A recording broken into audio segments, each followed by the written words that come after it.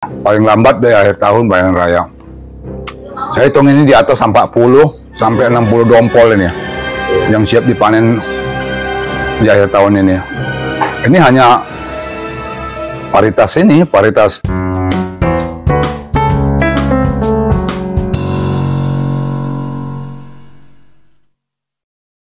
luar biasa. Alhamdulillah, Masya Allah, anggurnya. Ada apa dipotes-potes gitu, Om Belin? Ya, ini buah anggur, buah yang di luar saung ini. Jadi saya ngelihatnya kenapa mulai banyak yang pecah ya gitu. Maka saya lihat nih, kayak gini Om, ini pecah nih, nih. Iya, pada pecah ya Om Belin ya? Iya, jadi ini saya lihat ya, saya potes, saya mau lihat bagaimana permainnya kayak gini-gini pecah dia. Tapi sudah separuh matang, udah 3/4 matang nih, cuman manisnya belum sempurna. Justru itu aku pikir Om Belin mau panen dini kan? Bukan. Matang, tapi udah mau dipanen aku pikir. Nah, tapi ini sudah bisa juga dinikmati. Jadi itu karena pecah-pecah, kemudian Om Belin ini ya, Om Belin petik ya? Ya, petik.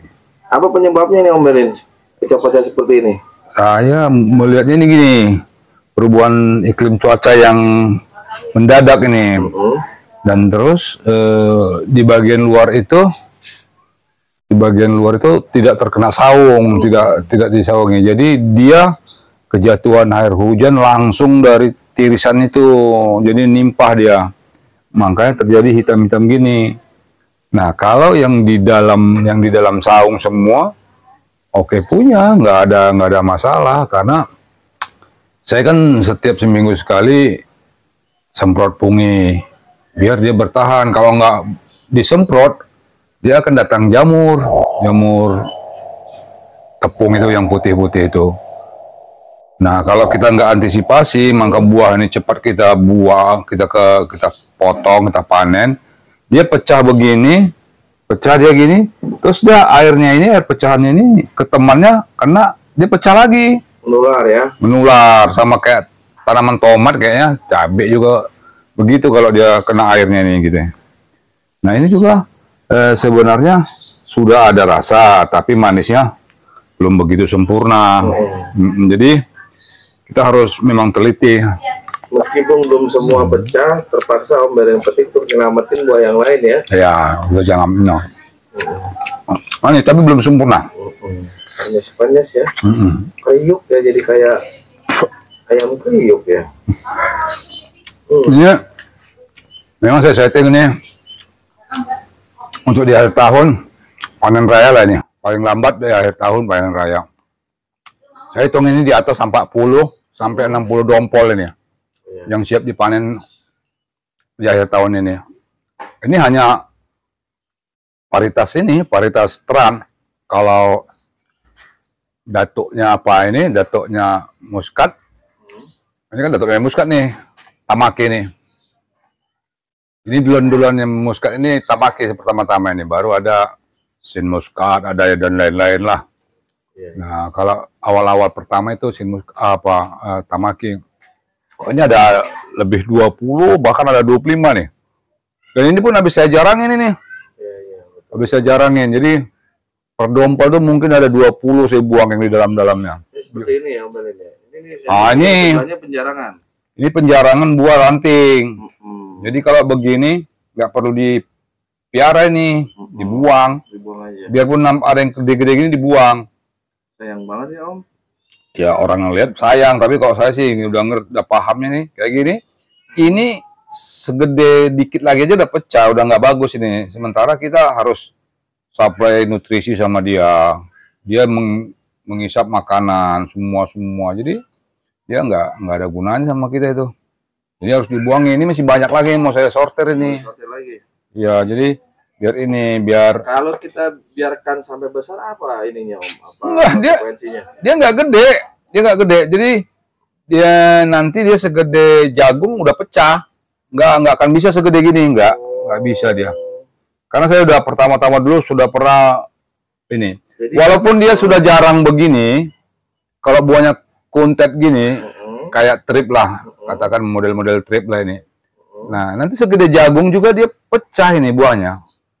Jadi kawan-kawan yang udah punya anggur tuh jangan sayang-sayang. Kalau udah jumpa buah-buah begini, buang. Buang nggak apa-apa. Biar nutrisinya nggak ke dia, jadi ke teman-teman yang lain.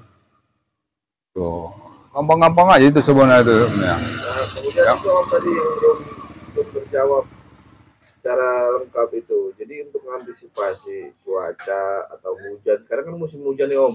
Ya. Intensitas hujan setiap hari dan deras gitu kan. Ya.